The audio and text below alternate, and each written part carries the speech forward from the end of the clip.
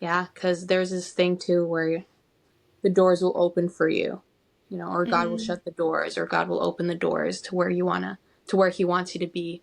But the thing is, like, those doors aren't just gonna show up on their own. They're not just gonna open. They're not just gonna close just like that. You gotta knock.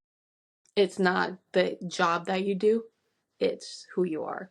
That's ministry. mm, And even if you like Google like what worship is, right? What does the Bible say that worship is? It will tell you like it's how you live your life. It's not a specific thing. There are lots of different ways that you can worship, but essentially it's who you are.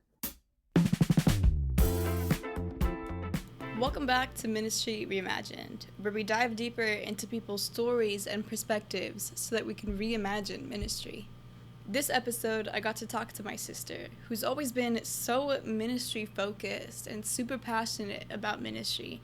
She spent a year in student missions. She worked at the Washington Conference for media in ministry. It was cool to dive deeper and see where that passion even came from and when it started. It was a good reminder that ministry isn't about what we do, but it's about who we are and how we treat people and live our lives. Hi, Evelyn. How are you? I'm good. I'm good. How are you?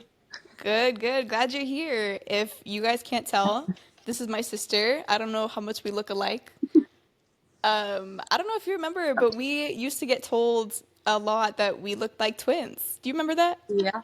Yeah. Be at random stores and like, are you guys twins? I'm like, no, Even though we're not like even five close. years apart.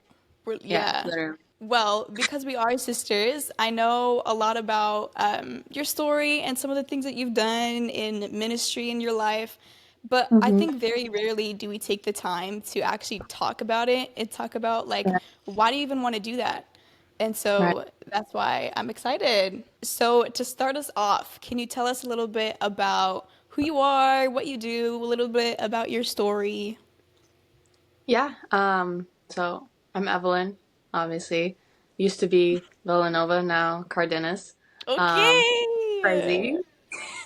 Uh, I'm a documentary filmmaker, currently Yeah. in Washington, working on my master's for producing, which is, if you don't know, it's the business side of film, all the legal stuff, the fundraising, all of that, the organization, yeah, the fun stuff.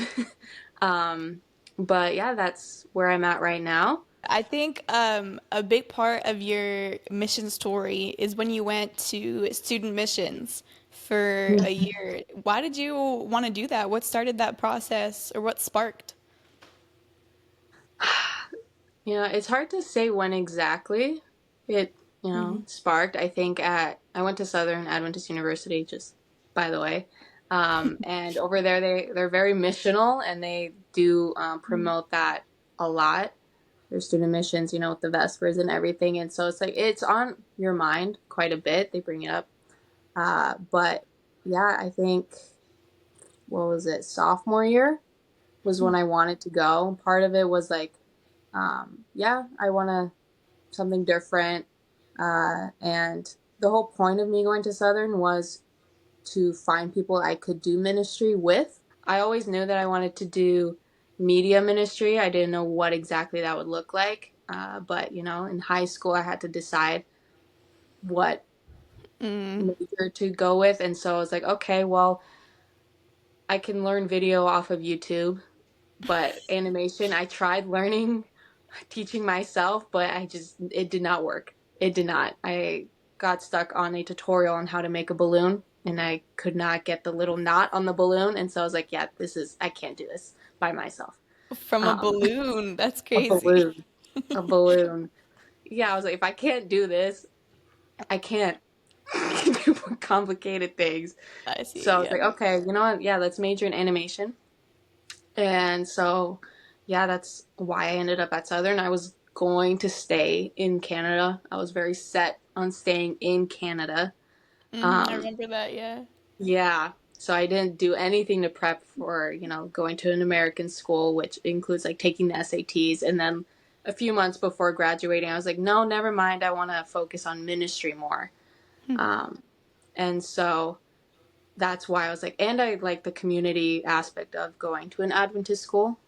I remember that when I went to an Adventist school, grades 3 and 8, and I really liked it. And so I was like, I want that again. And so, yeah, the community and finding mission oriented people that I could potentially work with in the future or learn from while I'm at school. So that was why I ended up at Southern. And so part of the reason why I wanted to do student missions was so that I could focus solely on the mission aspect, right? At that point, I switched to film, right? I switched in the beginning of my sophomore year. And then towards the middle of it, I think, or the end of it, I was like, I want to do student missions. But then COVID hit. And so that Mm. was canceled Oh man. immediately. And yeah, I was like, okay, you know what? Let's wait till after junior year then. And so, yeah, and then like, that whole waiting process just reaffirmed why I wanted to go. Because, yeah, again, like once you start working after college, it's like, it's a lot. And it was like, if I want to focus, if I want to use film for ministry, I felt like I needed to just step back and focus on the ministry aspect first, get that experience. And then, yeah. And also, I love traveling. I love getting to know other cultures and stuff. And so it just, yeah, it all felt right. I just felt like it was what God was calling me to do at the time. Yeah. Was the switch to film from animation related to your want and passion for ministry? Yeah, I think the goal was always to still do video.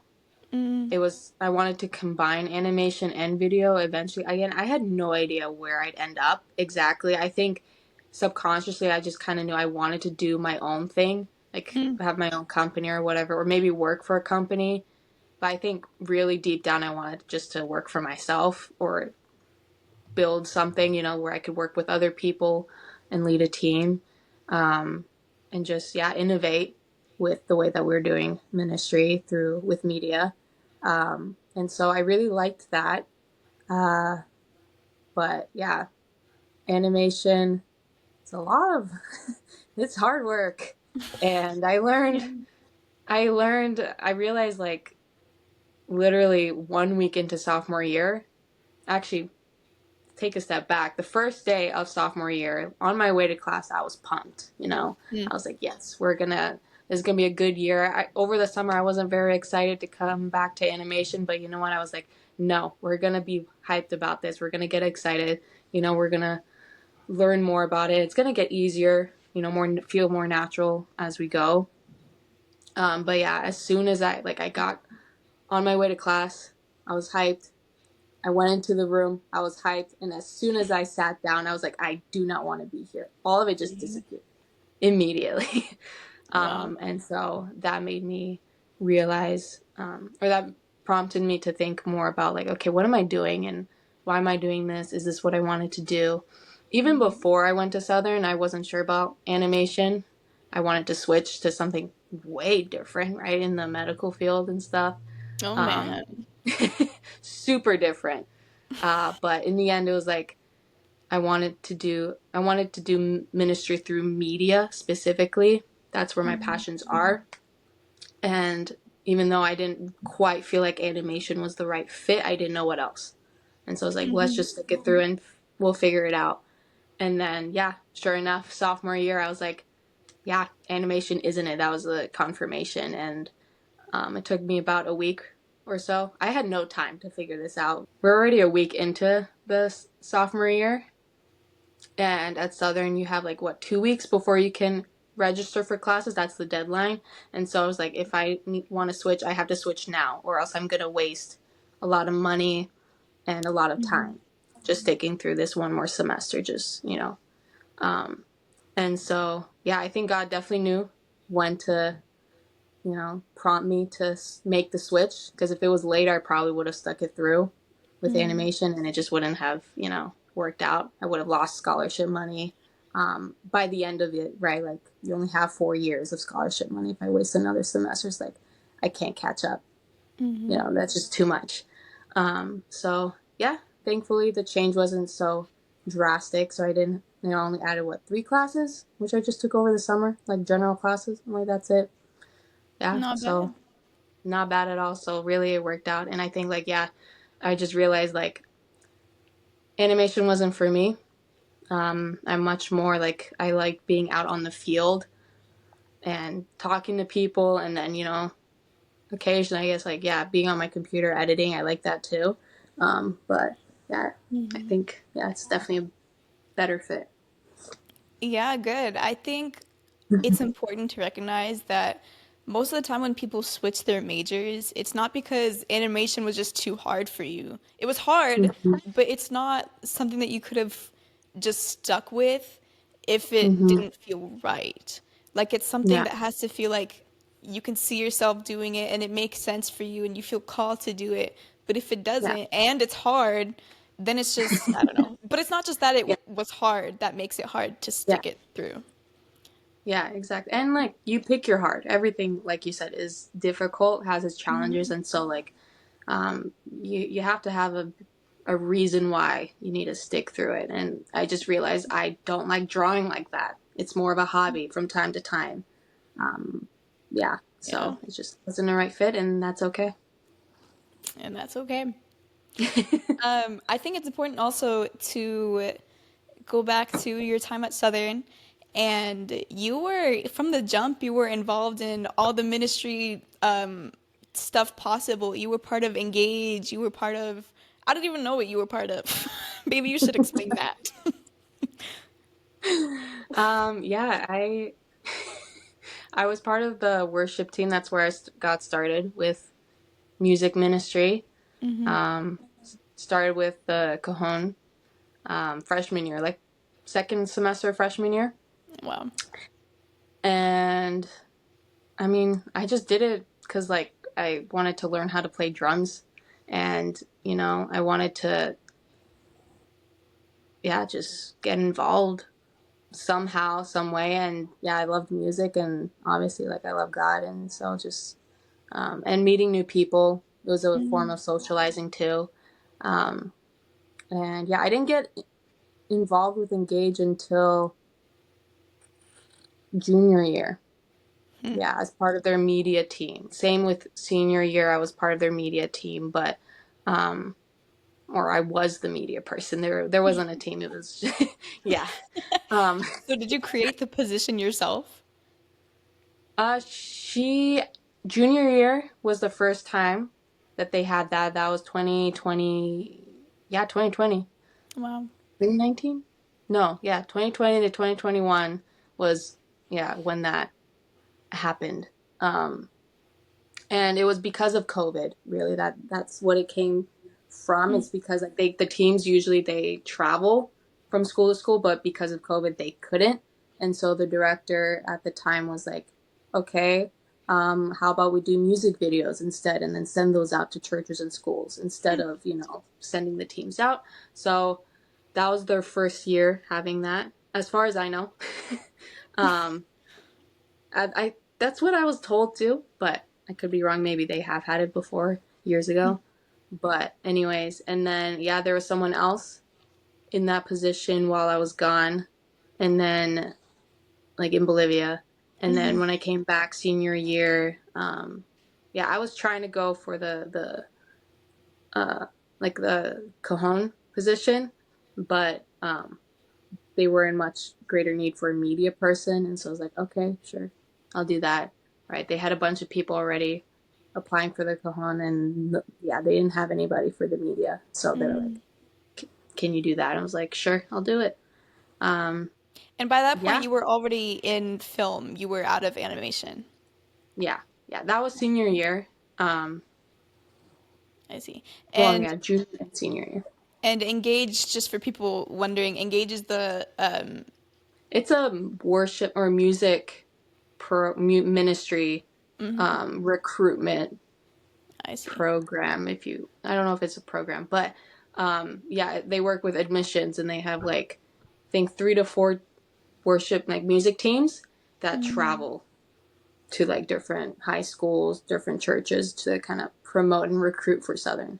Yeah, Sounds while really also cool. giving them like a vespers or something. Yeah. That's really cool. I am No. wondering because back a little bit back, you said something how when you were, in high school, you were wanting to stay in Canada, and there aren't really that many Adventist schools in Canada, and you wanted that ministry aspect of it. What sparked that? What made you want to do ministry at all in the first place? Yeah, good question. Um, I think because of our parents, really, um, because they're always involved with ministry, and so that's just kind of what we grew up with. That's like I I've seen how like my parents are passionate for ministry, always like trying to do stuff for the church as a whole, Mm-hmm. right? To serve, um, or to educate people on God, or just something. Yeah, they're just very involved with ministry, and so I think that did kind of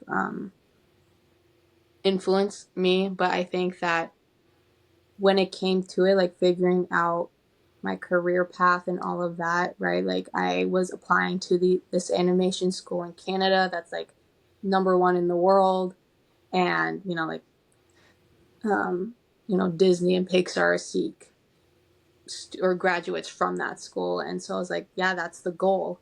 But Mm-hmm. then the more I went, or the more I pursued that, I was like, was that what I want? I think working for Disney or Pixar or whatever major animation company would have been super cool, and you can definitely do ministry from within those companies. But I think at that point in my life, I just wanted something deeper, something more. And Disney has a lot of their films and shorts, they try to have something with deeper meaning, so there's a lot of value to that. But like, yeah, me personally, it just didn't, it wasn't, it just felt like I needed to do something more, something different than that. And again, I think that also stems from like my desire to uh, create my own company eventually, right? Because yeah, you can do that after working for Disney, right? But yeah, I wanted to focus more, I guess, on building my own thing eventually. But that was more of a subconscious thing. I didn't really know back Mm-hmm. then. The bigger motivator was like I want to do ministry, and also major was the community. I wanted that Adventist community for college, right? Because spent 4 years of online school, and I was like, I want some more like-minded people, and also spending a lot Mm-hmm. of time in like public schools, whatever. Um, yeah, it's just like I yeah, I don't know. I just felt called, I guess you could say, to go to an Adventist school. Yeah. It sounds like from what I understand that your passion for ministry has been for as long as you can remember. But is there a time in your life that you can remember before that calling and that passion for ministry existed, or you felt that? Yeah, I think I was just kind of rolling with it, just like, oh, what do I like to do? I wasn't really thinking like, oh yeah, I'm gonna do this for ministry. I think like even in high school, like I noticed that there was a need within media for more Christian content. Mm-hmm.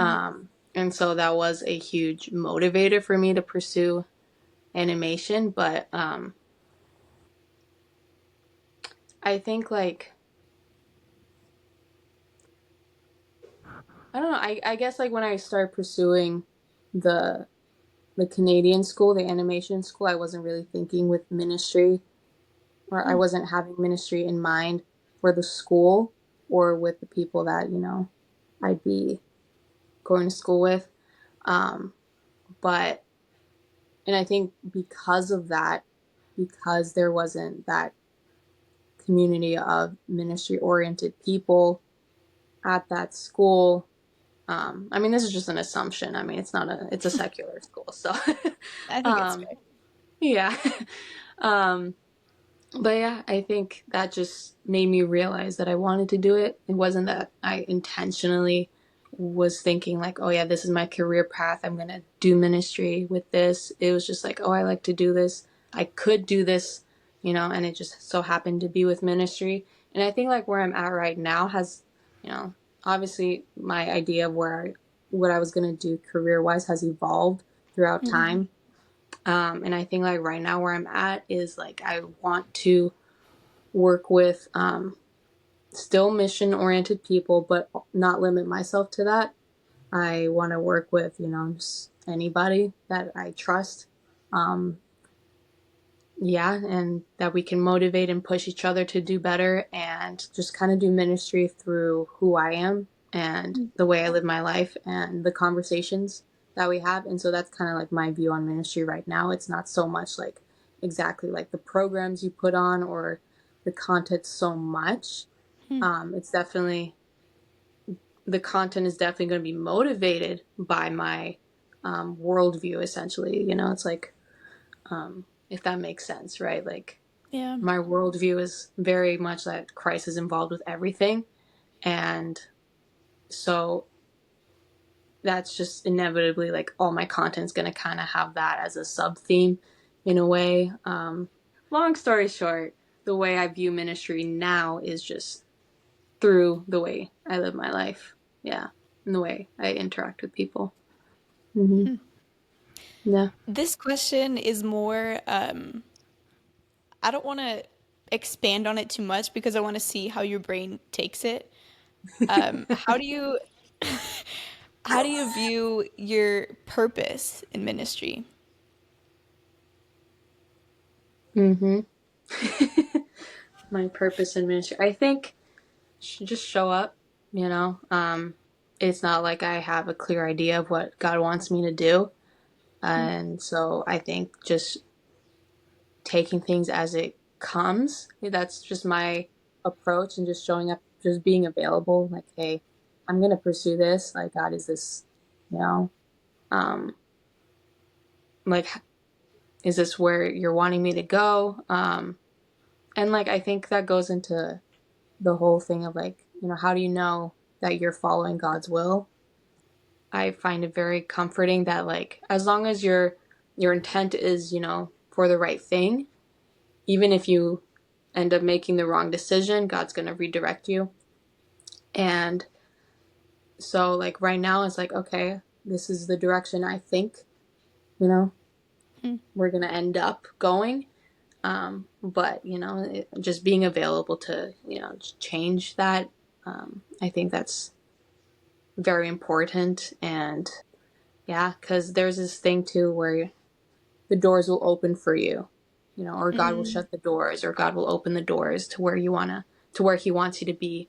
But the thing is, like, those doors aren't just going to show up on their own. They're not just going to open. They're not just going to close just like that. You got to knock. You got to approach the door and knock and actually put in the effort and then see what happens. And so, yeah, I think just my purpose in ministry is just show up, be genuine with people, encourage people to live their best lives. And in my opinion, that's with God in the lead, because I genuinely believe that, God wants what's best for you, and He knows your interests, what's going to make you happiest. And so, yeah, life with Him isn't going to be boring like I think a lot of people think it is. Like, it's not just sit down, listen to a sermon, and that's it. Like, no, He will take you on so many adventures, so many things that you never would have thought of. And like, He'll lead you to things that will genuinely make you happy. Yeah. Yeah. That's really good. What did the idea of feeling called? You mentioned that you felt called to, to work in ministry. What did that feel like for you? Did it ever feel like, God, you have the wrong number? Like, I'm not the person that this is for. Did you ever feel like, Yeah. Yeah. Yeah, for sure. All the time. I think imposter syndrome is something that's like a constant struggle, because like I don't know what I'm doing. I'm literally just like, here I am, or it's like, I don't really want to go because, or I don't really want to do this because I just not comfortable, or I have no idea what it's gonna look like. It's the unknown, and it's can be scary. And so I think just getting it out of your head that it's you doing all the work, it's you that's bringing on the success, really helps. there are so many film projects where it's like literally I don't know how it ended up being the way that they are, how things ended up working out. Uh, like for example, I was filming this story of this Samoan lady, um, Hmm. and she has a store of art from like all sorts of different types of islands, right? Like Hawaii, the Philippines, Samoa, Tonga, and so yeah, and she has a store for that. The purpose of that store is to fundraise her nonprofit. And so I was just telling that story, and while I was planning, all the shots, all the B-roll, I was like, dang, it'd be so nice if I could go to Hawaii or, just one of the islands. Hawaii is just the closest. Um, but I was like, that's just not gonna happen, period. At some point, while I was planning that, whatever, this guy, one of my coworkers, I was working for the Washington conference at the time. Um, One of the coworkers came up to me, is like, hey, are you free at this date? I was like, yeah, I should be. It was like a weekend. And he's like, yeah, do you want to go to Hawaii to film content for this event? And I was like, yeah, let's do it. Bet free trip to Hawaii. Let's do it. Who wouldn't? Exactly. And I completely forgot that I was literally planning this other documentary, this other project, and hoping that I could go to Hawaii. Hmm. And I didn't realize it until we filmed the lady's interview. And literally, I was sitting there asking her the questions, and then it hit me. I was sitting there like, I want to. It would be so nice if I could go to an island or something like that. And then it hit me. I was like, wait, I'm leaving for Hawaii tomorrow. And I was That's like, that's crazy. That was one, obviously not me. That was not, I did not plan that. I didn't even realize what was happening until it was happening. And so there are so many things within my uh, career so far that just did not happen because I did it. Like it was just happening. And I just went along for the ride. I was like, yeah, let's do this. Um, Not to say that I did nothing. I did show initiative and but there were like opportunities that were brought up to me that I applied for, didn't get, or like other opportunities that just showed up out of nowhere. And I was like, okay, let's do that. And that's the one I got. It's usually the unexpected stuff that ends up working out. And I was like, that's God. Like for me, that's just undeniably, that's him. Even though I am completely oblivious to what's going on a lot of the time. Just knowing that, like, yeah, I'm not the one in control in this case, mm, right? Like, I'm doing what I can, what I do know how to do, and just, yeah, doing my best. But ultimately, like, it's going to work out because God's leading it, Like, He's the one in control. And so that's why it's so important just to be available, right? Because if you're mm. closed off, then those opportunities aren't going to just show up, right? You gotta be available for him to move in your life. No. Wow, yeah, that's really good. What you said about the Mm-hmm. doors and not just waiting for someone else to knock on your door, but to Right. actually be the one going to knock. Right. That's really good. Was there ever a moment that you felt like walking away from ministry? Um,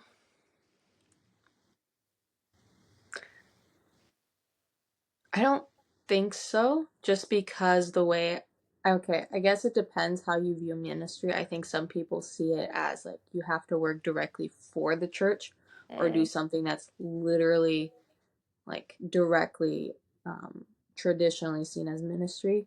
With that definition, I guess, of ministry, then yeah, just because like I think um, ministry can be wherever you're at, mm, and I think the way I view ministry is just the way that you live your life, and I think that ultimately like like I'm not here to tell God what to do or what I'm gonna do, right? Like essentially like I got baptized at 17, and so for me like I was at that point I was old enough to kind of know what I was getting myself into, um, at least a little bit, right? Life is unpredictable. I knew why I wanted to get baptized, and that was because at that point, like, life felt very meaningless. kind of.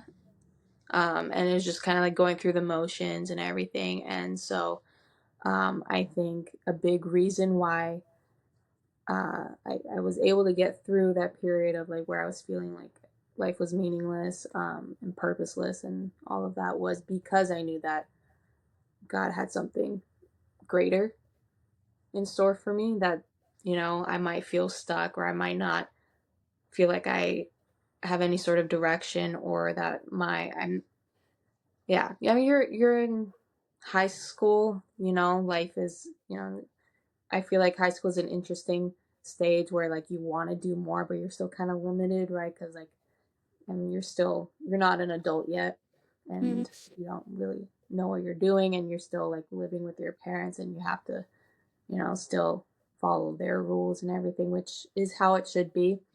Um, but yeah, it's just something to navigate, right? Like, I want to do this, but like, you're not ready for that yet, right? And so, or like, you don't really know what you want. And I think, yeah, just high school, I was like, I felt like I didn't have direction and didn't know what I wanted to do. It didn't, yeah.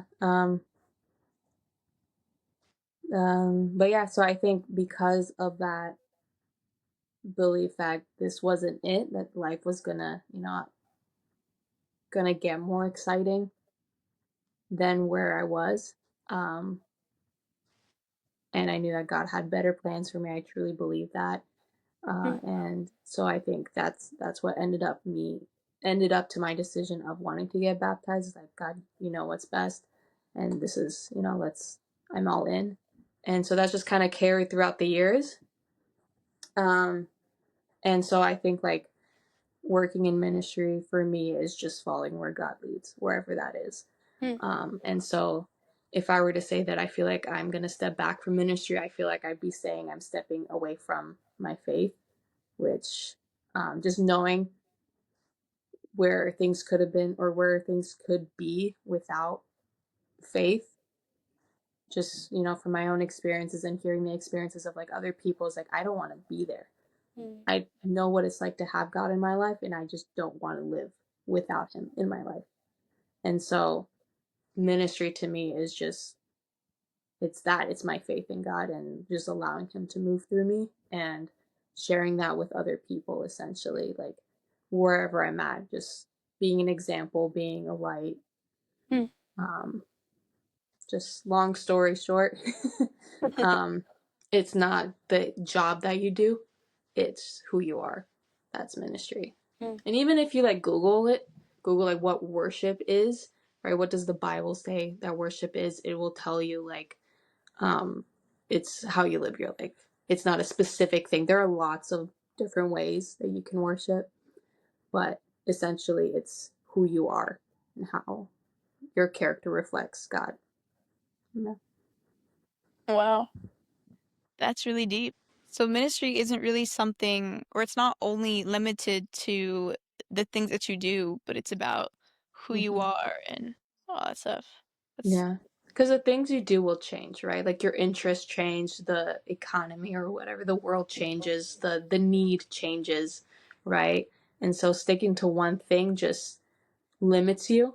And I think it's important for us to just be open to, you know, like, okay, this, like, God is telling you to do this thing because this is what is needed now.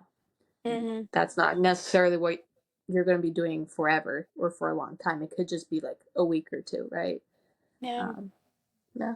When it comes to what people do for ministry, why do you think it still matters today? Like, what makes it relevant or important in these times?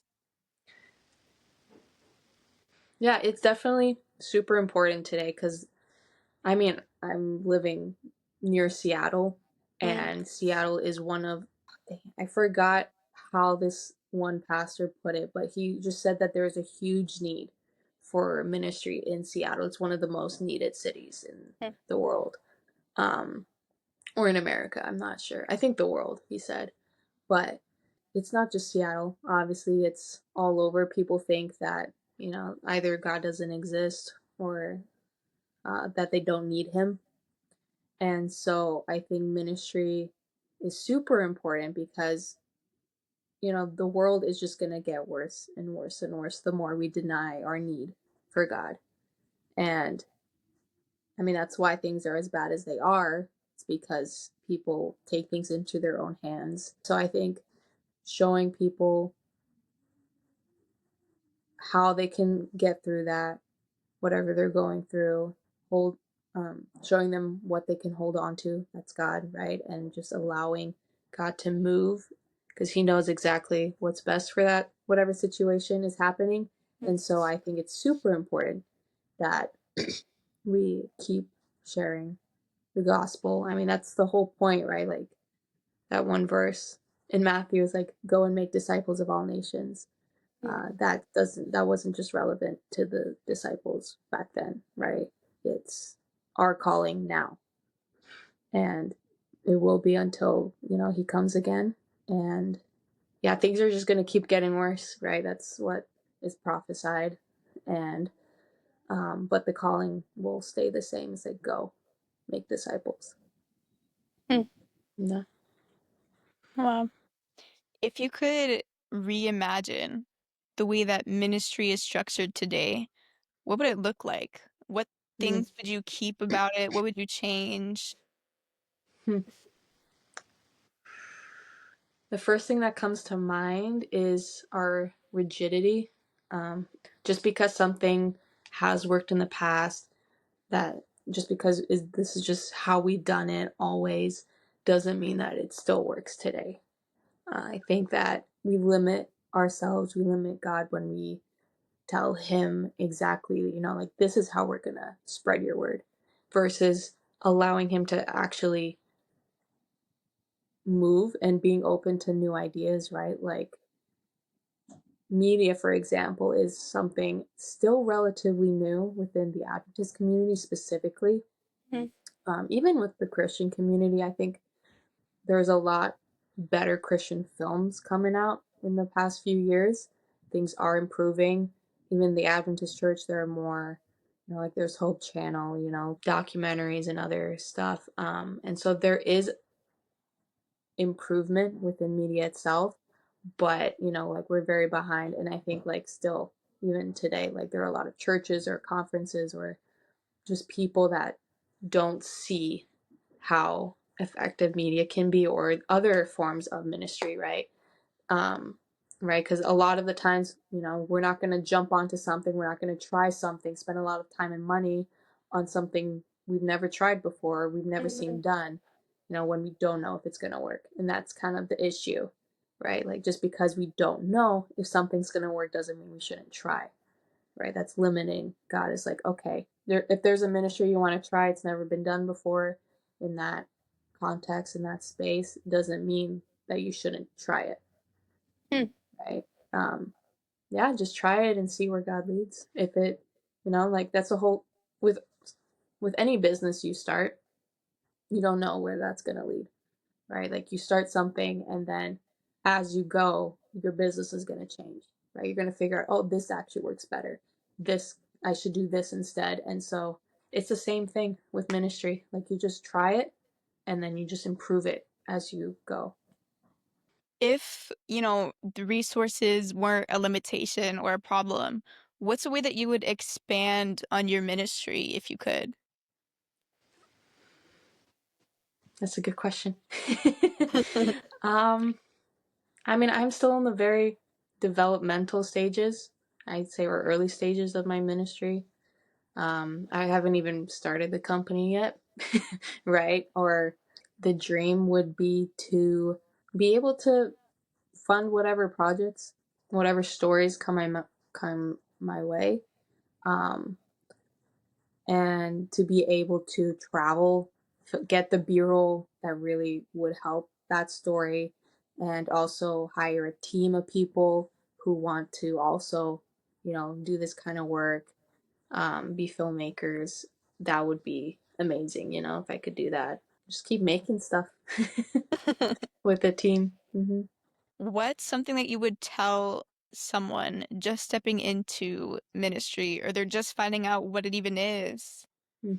Have a relationship with God is ultimately the foundation of it. So make sure you spend time with him, reading his word, prayer, spending time with other Christians and other people that push you with your faith too. And then also just don't be afraid to try things, right? Like you're not sure where God is calling you, go for it, make the decision, take the first step, and then see what happens, right? God might redirect you, but maybe there was a reason why, or maybe there was something that you could learn from, making that mistake. And then after the redirection, it's like, oh, now you can apply what you learned from that into this new thing that you've been called to do. So don't be afraid to take the step, go for it, and yeah, see what happens. Don't be afraid of failure, essentially. That's good. Failure is never failure unless it makes you stop. Exactly. Like Yeah. failure is not trying at all. That's good. Thanks for the conversation. Yeah, of course. Thank you guys so much for watching. If you enjoyed this episode, we encourage you to support this podcast by subscribing, leaving a rating, commenting, so that we can keep making future episodes. Check out our partner, virtualstaffnetwork.com, so that we can reimagine ministry together.